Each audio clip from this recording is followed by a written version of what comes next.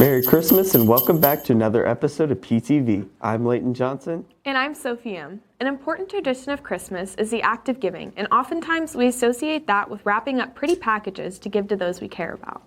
But giving isn't always the physical gifts we give and receive, and that's what our class communities are learning by finding ways to give to others with their time, talents, and creativity. James Crushar explains more.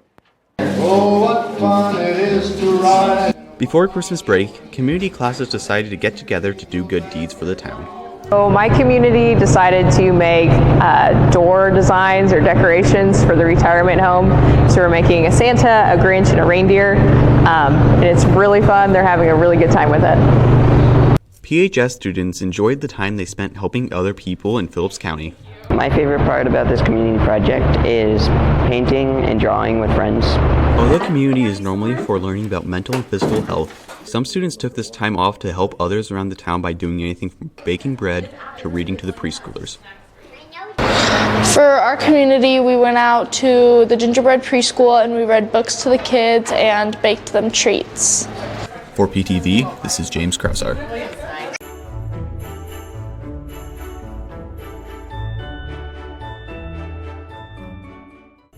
Are you out of boxes to wrap your parents' Christmas presents?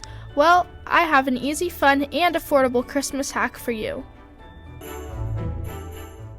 You can take a cereal box and stuff a shirt or a different small gift inside and use that as your box. It's fun, easy, and affordable to use.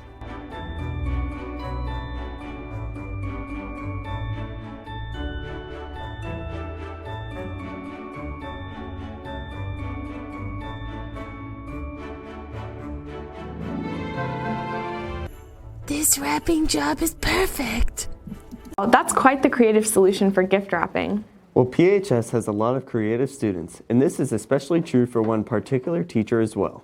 Michael Vanderveen will show us how one PHS teacher is using her artistic talents outside of her regular teaching job. Take a look. One PHS teacher has been diving into the world of knights and dragons with her illustrations for this children's book. Back in the 1800s, if I remember correctly, the largest, mostly intact plesiosaur was found near there. And so it's about how the little boy dreams about this being a dragon. And so he dreams about knights and dragons and princesses. Even in a book with magical creatures, this story isn't all fantasy. It takes place, obviously, around Fort Wallace. It's actually based on a true story. So some of the characters in the book are actual people that lived back then and that were stationed there at Fort Wallace. Although the book is doing well, working with an author has its challenges. Working with an author that's not an artist, sometimes it's hard to communicate back and forth exactly what you have in mind. But it just takes, talking back and forth, sending back and forth sketches and ideas. For PTV, this is Michael Vanderveen.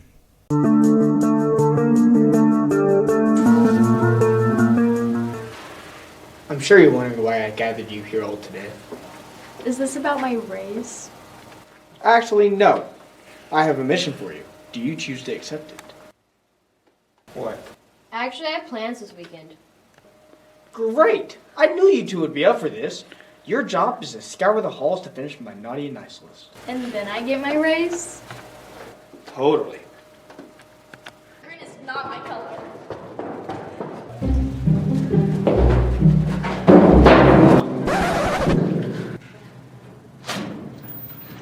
This homework sucks. All the answers are wrong. Now I have to redo it. Dude, pick it up. Someone will get it.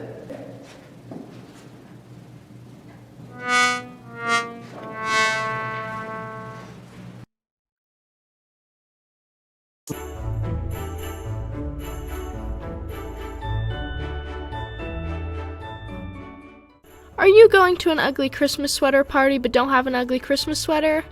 Well, I have a hack for you. It's easy, fun, and affordable. First, you'll go into your closet and get an old sweater. Next, you're going to grab your supplies that you're going to hang on your sweater. Then you hang everything on your Christmas sweater, and boom, You're ready for the Christmas party.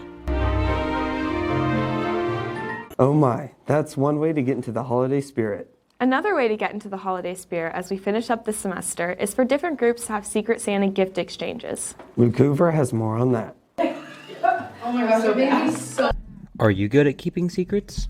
If not, you might not be the best person for the Secret Santa gift exchanges going on in PHS. Every December since I've been here, the KAY board has gotten together monthly for board meetings, and for our December board meeting, the KAY board likes to draw Secret Santas, and so everybody has a Secret Santa that they are preparing to buy for. We like to have Secret Santa because it's kind of team building, it's a way of getting to know each other better, but also it's an easier way of appreciating everybody on the board without having to buy everybody a gift. The KAY board aren't the only Secret Santas. The journalism staff also have some of their own. The journalism or yearbook and journalism Secret Santa thing, we started that I think when I first came here. Like the kids wanted to do a little Secret Santa, and so we just randomly draw names, and then I have the kids like do a little sticky note, put it up on the board. That way if they draw someone that maybe they don't hang out with too often, like they can get some ideas of things that they want to give them. We do have like a $20 limit on the gift, so it's something fun, but it doesn't have to be something super expensive that, would be a financial hardship on anyone. It's not just the students doing the exchanges. The staff also get in on the fun.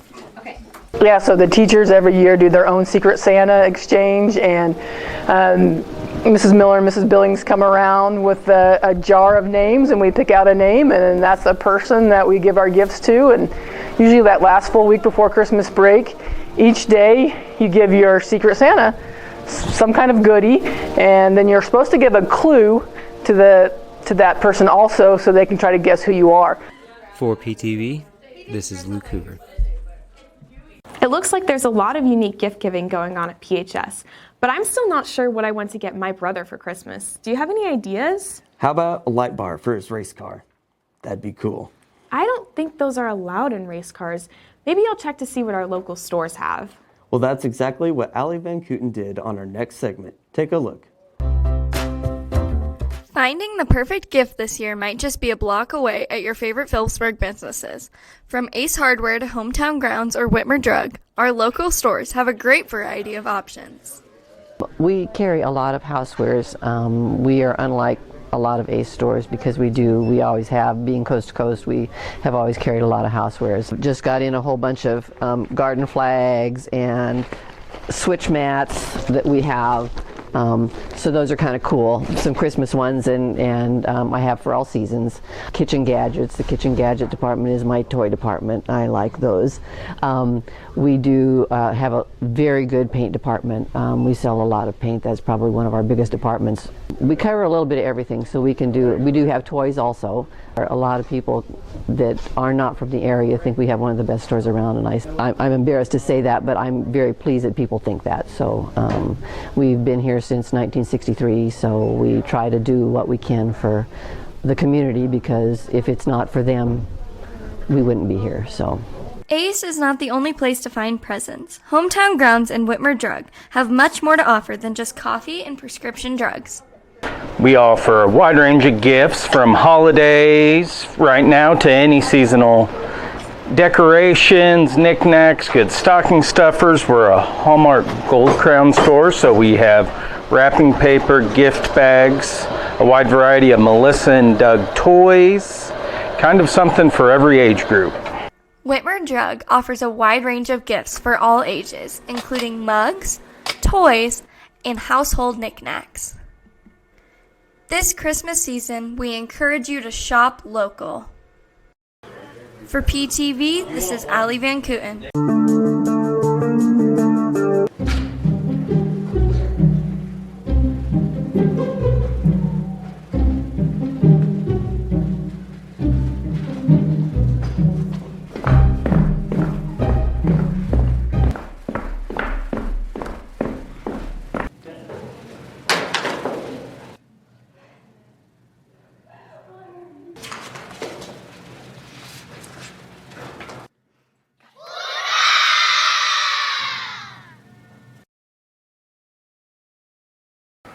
Sophie, what's your favorite Christmas song? I'd have to say one of my favorites is Silent Night.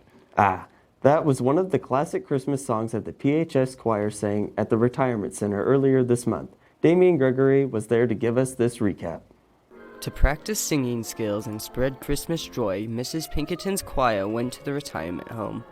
I think it was really important to go back to the nursing home and see the residents and sing for them, because for them that is one of their few outlets to the youth in our community, and so it's important for us to make that connection with them because they are important parts of our community. Even the residents felt the Christmas spirit as the choir members sang. The residents sang along with us pretty much the whole time, and they were like smiling and clapping and dancing.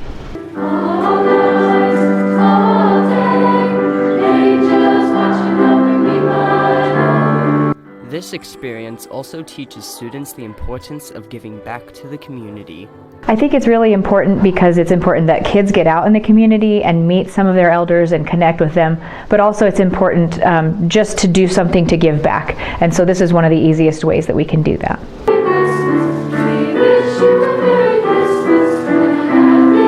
It means that they get to see more youth because they're constantly surrounded by adults and other residents, so they don't get to see a whole bunch of other community members. For PTV, this is Damian Gregory.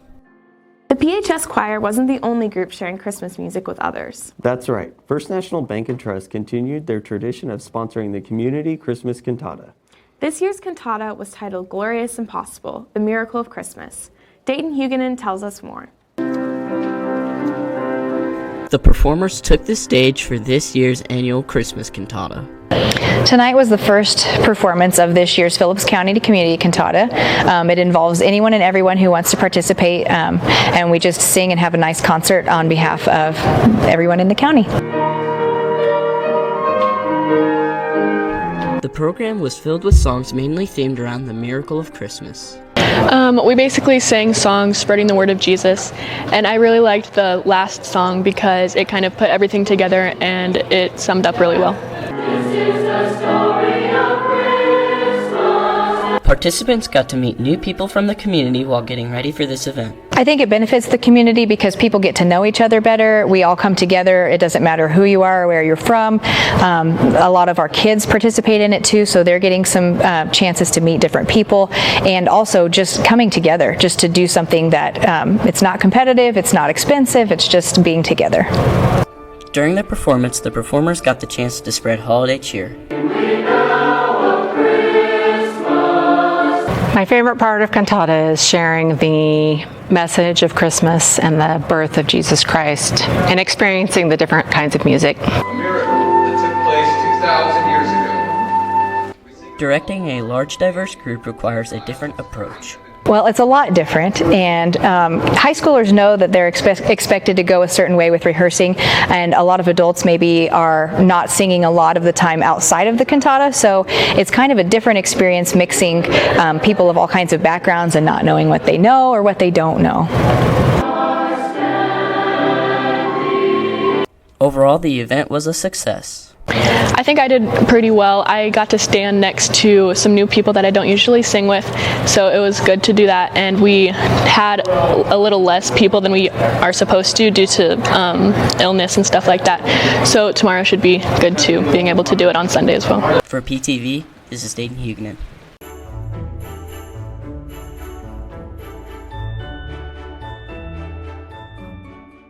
Are you looking for a fun new way to set your table in time for the holidays?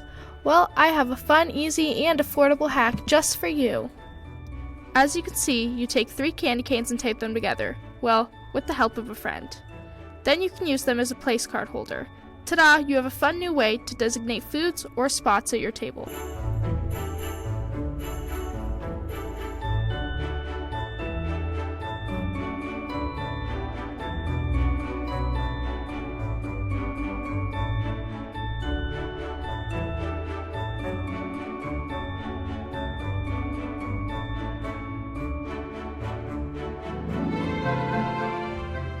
Student Council works hard at finding fun ways to get students involved and making our school environment a festive one. Along with creating theme nights at sporting events, they've also decorated our halls, created a Christmas Spirit Week, and sponsored a door decorating contest. Wait a second.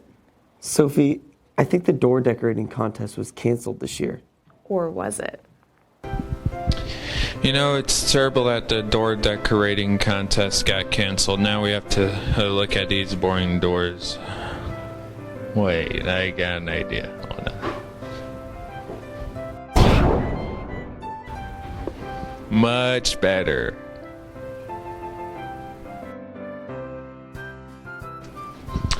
Now, how can we get this door to be a bit more jolly? I know. It's probably the best reindeer of all of them.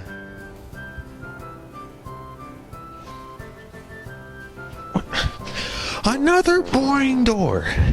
Here, I know how to fix it. That's the best Christmas gift anyone can have. Now remember, everyone, Christmas isn't all about Santa's reindeers and gifts. It's also remembering the birth of Jesus Christ. So how about we change this door to remember that? Now those wise men look pretty wise if you ask me.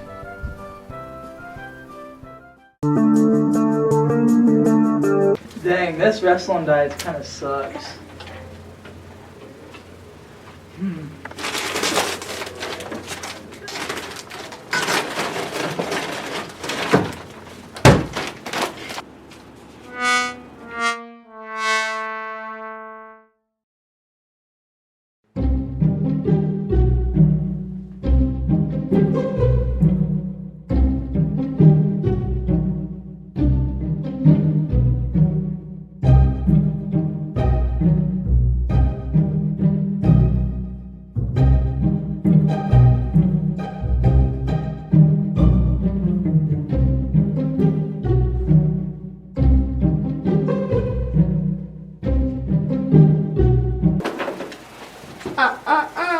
Where's my raise? I guess. I didn't get to see the birth of my child or get a raise.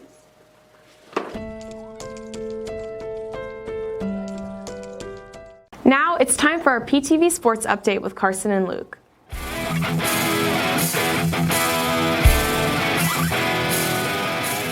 Hey Panther fans, it's time for your PTV Sports Update. I'm Luke Hoover. And I'm Carson Meidel. All the Panther sports teams have started their season well, and that includes the girls basketball team who started the season by beating Oakley.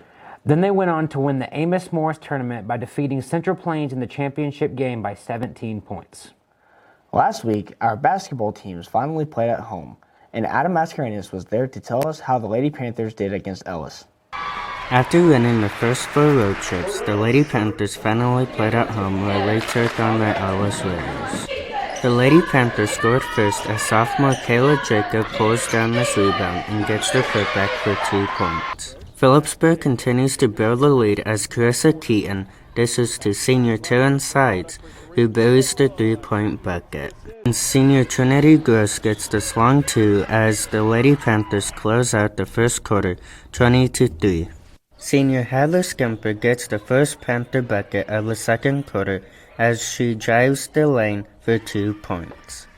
Sides then grabs the defensive board and goes coast to coast to score their 14th ever 27 points for the game. Senior Austin Durkin also adds to Phillipsburg pile of points with this inside shot. With 7 seconds left of the first half, Taryn Sides hits a step-back 3 to end the first half, making the score 33-16.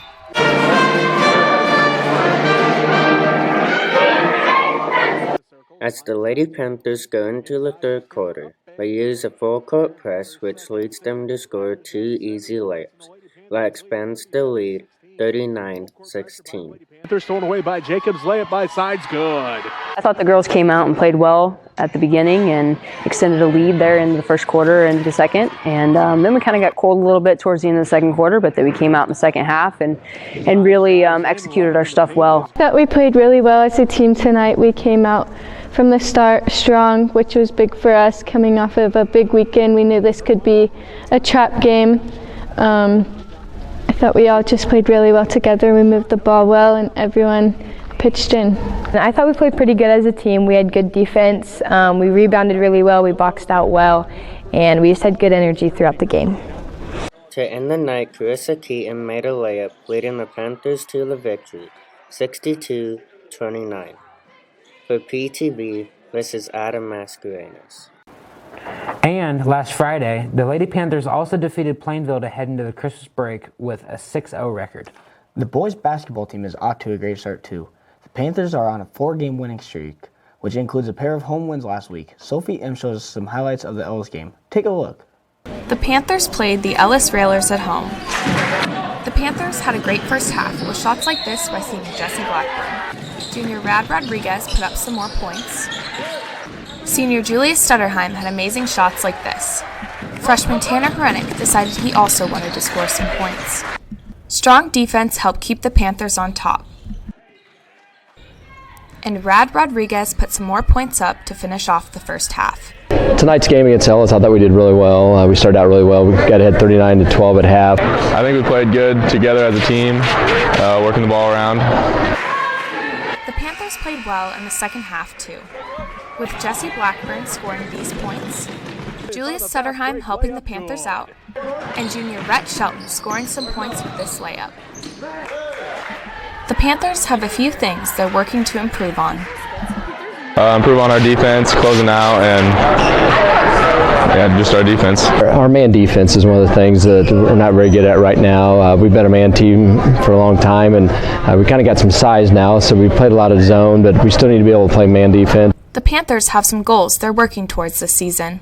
As a team, hopefully go on and win MCL and get better together as a team. Well, we want to get to the MCL championship game. That's one of the things we always like to do, and then have a home game for sub-state, have a good enough record so we can host our first round game here. For PTV, this is Sophie M. The Panther wrestlers started their season at home with a double duel against Beloit and Plainville. Audrey Bellis tells us how that went. Earlier this month, the Panther wrestling team started off their season with a double duel at home against Beloit and Plainville. Blake Burrish wins his match by major decision against Aiden Loomis, marking one of the first wins of this wrestling season. Following up after that win is Cole Keaton, looking to keep the Panthers on track by getting a win 14-9. Panthers pinned down another win as Carson Meidel swiftly pins down his opponent, collecting the team another win by fall. Junior Trace Hanchett dominates against his opponent from Beloit in weight class 190, earning a win by fall. Phillipsburg gains another win from sophomore Jaden Boyle, finishing off the duel with a win by fall against Beloit. In weight class 120, Patrick Driggs keeps up the momentum as he pins down his opponent in the first match against Plainville, picking up a win by fall. Preston Beckman contributes another win for the Panthers, winning by fall and finishing up the matches for tonight. The Panthers dominated that night, going 43-24 in their duel with Beloit and defeating Plainville with a 66-18 score. I thought they competed very well tonight for our first two duels. Very happy with their performance tonight. You know, we had a lot of first-time kids. Jeremiah Jacobs comes to mind, never wrestled before, and he was the second match of the night. Did some really good things tonight. You know, we had some young kids step up. Sometimes it's hard just to make weight. So, you know, everybody making weight and doing those little things. You know, I just thought everybody did really well. Blake Bursch looked really good coming out first varsity match as a freshman and securing that extra takedown to get that major point win for us. That was nice. So tonight we had a double duel between Beloit and Plainville, and we had about 5 matches between Plainville and about the whole roster for Beloit.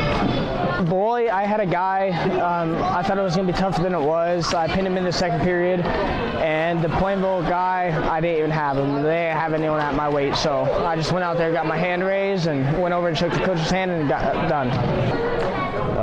Versus Beloit, I didn't have anything, and Plainville ended fast.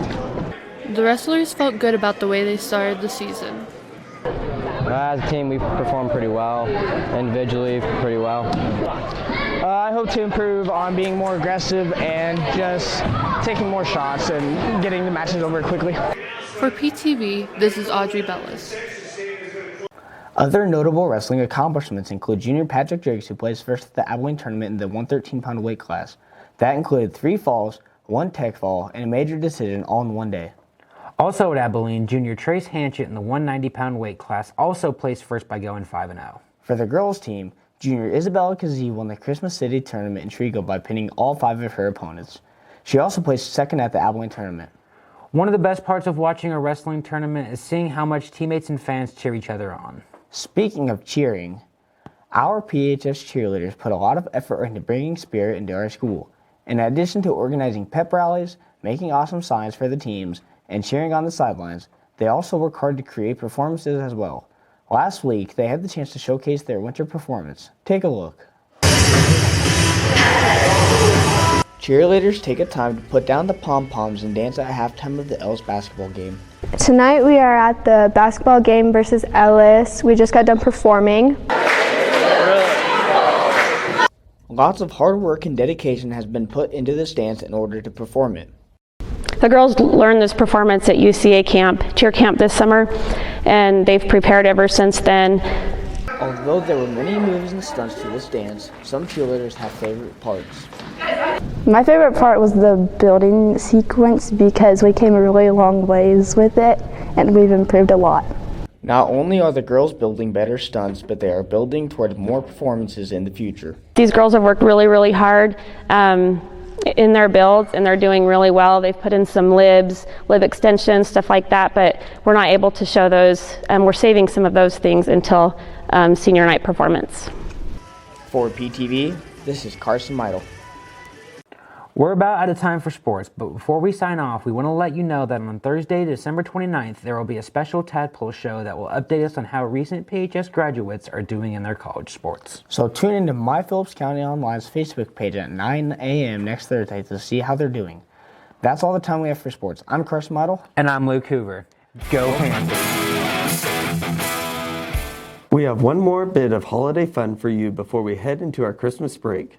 'Twas the day before break, and all through the halls, not a student was bouncing, except for my balls. The paper was wrapped round the pillars with care.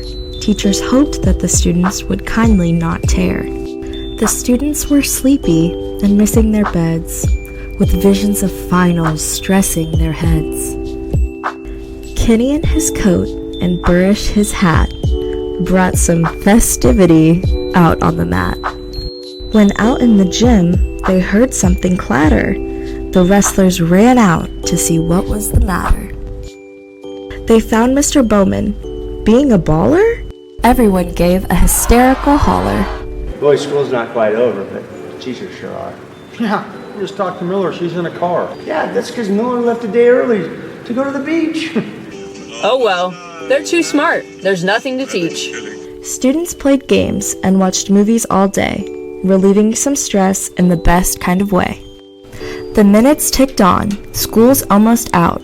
I was ready to leave, like my peers, ain't no doubt. When the final bell rang, students ran out the door. A couple weeks off, and a nap was in store. We found Tank in his truck, and oh, what a sight. Merry Christmas to all, and to all a good night. That wraps up this episode of PTV. I'm Leighton Johnson. And I'm Sophie M. We hope you have a very Merry Christmas. And as always, stay classy, Phillipsburg High.